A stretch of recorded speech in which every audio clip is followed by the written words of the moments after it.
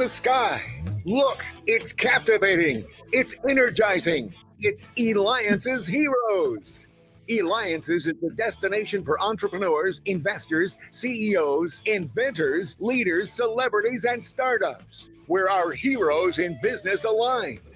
Now, here's your host flying in, David Kogan, founder of Eliances. That's right, and we're back, and there is so much activity that's going on the Eliances Heroes radio show, just like when I interviewed and we had on the founder of Entertainment Network. So make sure that you go to Eliances.com to watch his past episode, ELIANCER.com. Again, this is David Kogan with the Eliances Heroes Show. So wait until you see who we have coming up next week. She is known as the Queen of Spades, right? We're talking now 500 episodes. Now, Carolyn, I'm going to have you steal the thunder. But before I do, Carolyn Hennesy, Emmy-winning actress. She's been in True Blood, NCIS, Terminator, Disney's Jessie. She's an author, tons of awards and all that. But what's this key thing, the key word today? 500. Carolyn, what's the 500 for?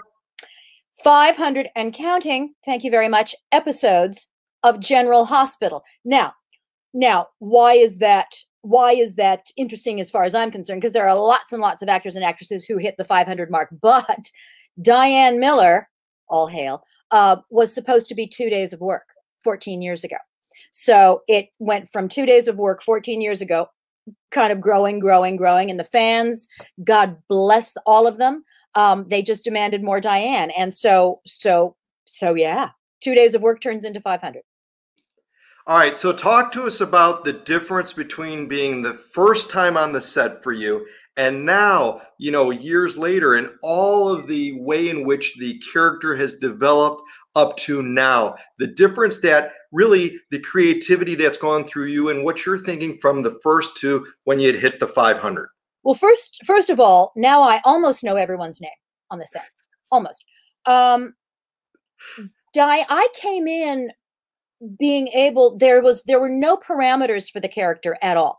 So there was a lot of me that was brought, obviously, to Diane, because it's all got to come through me. So there was the humor and what I like to think are smart and sass and all of that. So they responded to that. And as a result, Diane has kept all of that. And it's the humor. There's a lot of humor in Diane. And when the first couple of episodes, I was hugged by this character, Damian Spinelli, who threw his arms around me in a moment of kind of gleeful exuberance. And Diane reacted to that as I would react to that, as if anyone, this sort of nerdy little kid. And he's this high-powered attorney. And so who doesn't say, you don't really get to throw your arms around Diane, but he did. And so my reaction to that was something that the higher ups at General Hospital kind of noticed and said, oh, we can play with that. And the way she interacts with Sonny that first day, we can play with that. And so it has simply, there's not a lot that's changed about Diane. She's still a clothes horse and she still loves money. And she still adores the Corinthos family. And in a way, Damien's, so there's all of this that kind of came into play, but it's just been expanded upon. And it's kind of grown exponentially. And they gave her a boyfriend, which was a lot of fun. They gave her a best friend, Alexis Davis. And that was really exciting because it started out as this adversarial relationship with Nancy Legrand and I. And then it became, over the course of an evening in a biker bar in the dead of winter, a fabulous friendship.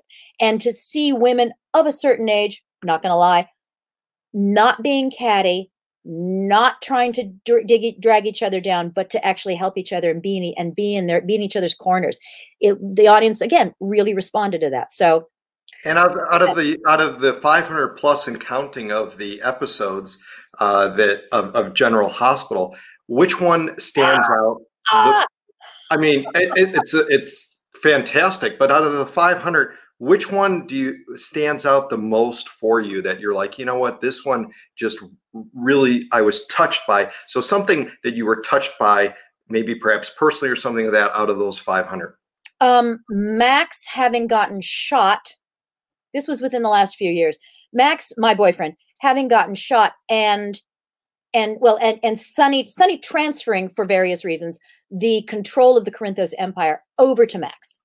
And now Max has got a big target on his back. And he actually hadn't gotten shot, but or had he gotten shot? I can't remember. But Diane is terrified. She's absolutely 100% agonizing over this decision by Sonny, because now the love of her life has got a big target painted on his back. And so she has this conversation with Carly, and it's like, you knew, Carly, and no one told me. No one, I cannot prepare for this. And so it was a lovely thing to play, lovely to be able to play. There's also Nancy, Alexis coming in and catching Max and Diane in flagrante delicto on Sonny's couch. And, she just said, her eyes have burned out with the sight of that. It was fun. We get to see how bendable Max is. So that was a great episode too. But Diane's concern over Max is. And you've been nominated for a 2020 Emmy. You've been in a gazillion, TV shows and others, and True Blood, Revenge, Cougar Town, NCIS. I mean, the list just goes on. In fact, your Wikipedia is I couldn't even print it out. It was so many pages long in there. Out of all of those, which role have you played that was just most surprising to you to play? Something that also you look back and you go, that's one that I'll just, remember forever. It's actually one that you haven't named.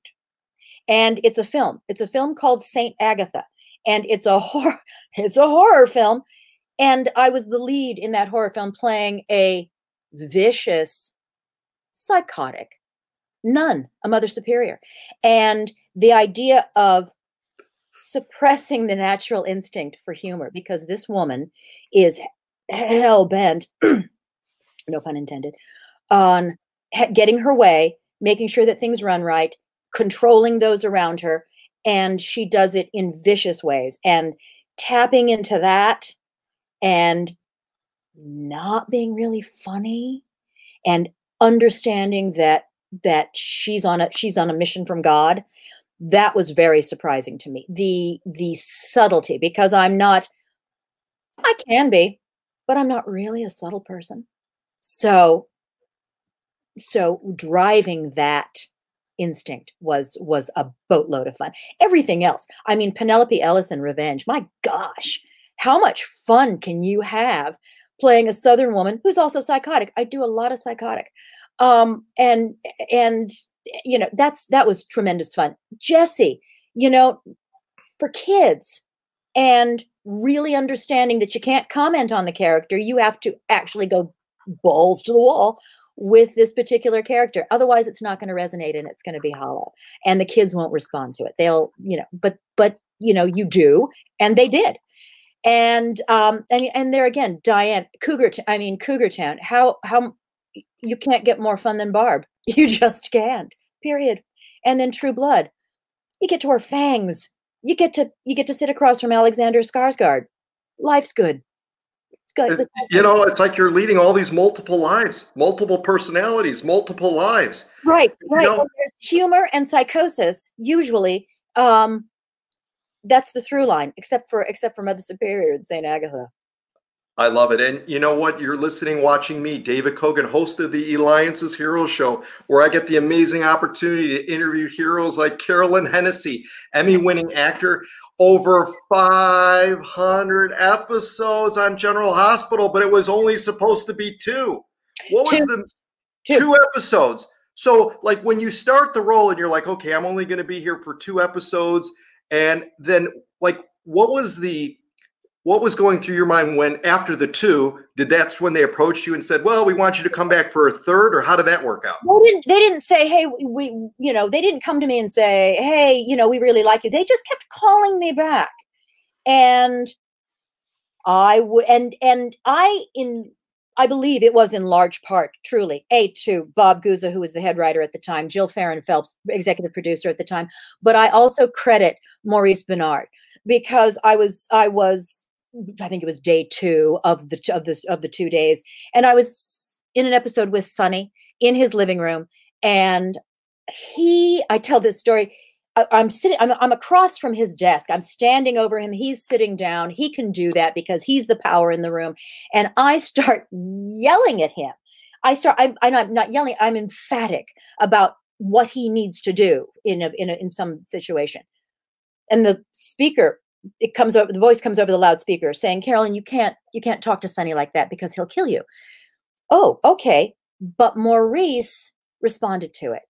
And I saw something in his eyes, and he started kind of, as Maurice will do, doing his Brando. He kind of started mumbling his lines a little bit. And I was going, okay, I don't know if my cue line is in there anywhere, mother lover, but I'm not going to let you run roughshod over me. I'm just going to come in. If you stop speaking, I'm coming in with my lines. And his eyes sort of lit up, and I thought, oh, this is kind of a test, isn't it?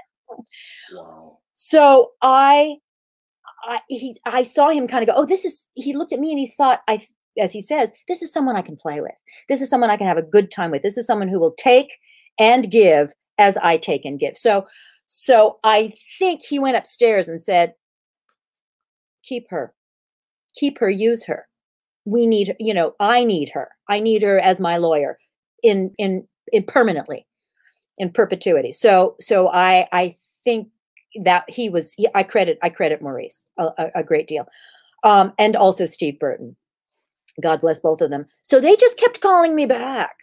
And after a while I went, oh, okay. The General Hospital fan event was coming up that year, and they asked me if I wanted to have a fan event. And okay. Maybe there's some permanence here. Jill Farron Phelps actually asked me the day of the daytime Emmys, hey, you want to come down and be part of the General Hospital group? It's like, well, I don't got nothing to wear, but I'll figure it out. So I did. So once Fantastic. I realized after the first year, it's like, okay, they're going to keep her going, because we all had so much fun, and we're still having so much fun. Carolyn, you're very interesting, and I want to do some snooping here in your room. Tell me something that's unique, or something that is your favorite in your room right now where we're at. I see a number of things maybe on the shelf there and different things. What's your favorite? What's unique? Please show us. Oh, show you? Okay. Well, that means I have to get up. Or you could just point. Well, actually, I can't. Oh, okay.